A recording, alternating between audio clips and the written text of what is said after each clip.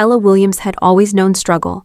Born into a poor household in Lagos, she had watched her parents toil day and night, barely making ends meet. As the eldest child, she felt a deep responsibility to change their fate. So when she graduated from university and secured a well-paying job, she made a promise to herself. Her family would never suffer again. At 28, Ella had built a life of stability, but at a cost. Every month, her salary vanished into the endless needs of her family: school fees, medical bills, home repairs. She covered it all. If her mother wanted a new refrigerator, Ella sent the money. If her siblings needed new clothes, she paid without question. She never hesitated, believing that love meant sacrifice. Yet as she sat in a cozy cafe with her friends, Sophia and Olivia, their words forced her to face a truth she had been avoiding. "Ella, you earn more than both of us combined, yet you have nothing to show for it," Sophia said, stirring her drink. Olivia nodded. "What happens if you lose your job? Do you think your family will stand by you?" The question unsettled Ella. She had always believed that love was unconditional, but doubt had been planted in her heart. That night, as she lay in bed, she made a decision that would change everything. She would test her family's love. Ella's plan was simple, yet terrifying. She would tell her family she had lost her job and see how they reacted. It was a risky move, but she needed to know the truth. The next weekend, she arrived at her family home, not in her usual sleek car, but by public transport. She wore a wrinkled dress and carried an old tattered bag to sell the illusion of hardship. As she approached the house, she saw her family gathered outside, laughing and chatting. The moment they noticed her, silence fell. Her mother, Linda, was the first to rush forward. "Ella, what happened?" she asked, scanning her daughter's disheveled appearance. Ella took a deep breath and whispered, "I lost my job." A ripple of shock passed through the family. Her father, Patrick, remained silent, his expression unreadable. Her younger siblings, Caleb, Rose, and Daniel, exchanged uneasy glances. For the first time, Ella felt like a stranger in her own home. She stepped inside, dropped her bag on the floor, and collapsed onto the couch. Tears welled in her eyes as she whispered, "I have nothing left." She had spent years giving them everything, but now she needed them. She prayed they would be the support she had always been for them. But as the night passed, small cracks in their concern began to show. At first, her mother doted on her, rubbing her back and murmuring reassurances.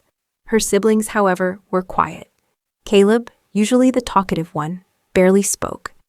Rose, her closest confidant, avoided her gaze. Daniel, the youngest, looked almost irritated. The real shift happened the next morning. At breakfast, Ella reached for a slice of bread when her mother sighed loudly. "I didn't know we'd have an extra mouth to feed now," she muttered. Ella froze. Her fingers hovered over the loaf as she looked at her mother, hoping it was a joke.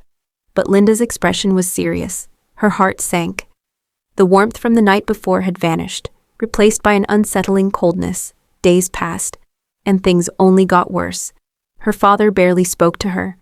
Her siblings avoided her, suddenly too busy to sit with her like before. Every meal felt tense. Every request for help was met with excuses. Ella had expected love, comfort, maybe even encouragement. Instead, she felt like an intruder. One evening, she overheard Caleb whispering to Rose, "She's going to stay here forever if we keep feeding her." The words hit Ella like a slap. She had given them everything, and now that she had nothing, they wanted her gone. Ella spent the following days in silence, observing the family she had once believed loved her unconditionally. She saw how they sighed when she sat at the dining table, how her mother rolled her eyes when she asked for small favors, how her father barely acknowledged her presence. One afternoon, she decided to test them further. "Mama, I need some money," she said hesitantly. "Just for a few things while I figure things out."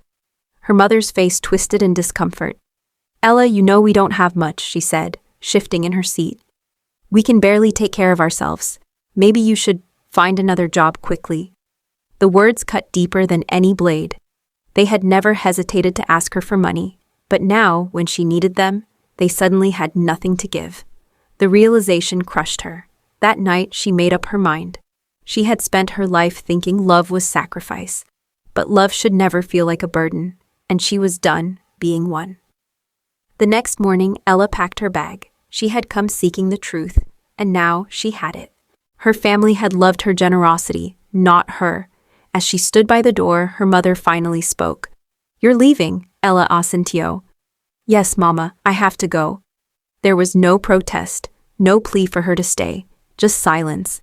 That silence told her everything she needed to know. Stepping outside, she felt the weight on her shoulders lift. For the first time in years, she was walking away, for herself. She had spent too long giving without receiving. Now she would build a life for herself, one where she was not just a provider, but a person who deserved love, respect, and care. As she walked down the familiar street, she didn't look back. This was not an end. It was the beginning of a new chapter. A chapter where she chose herself,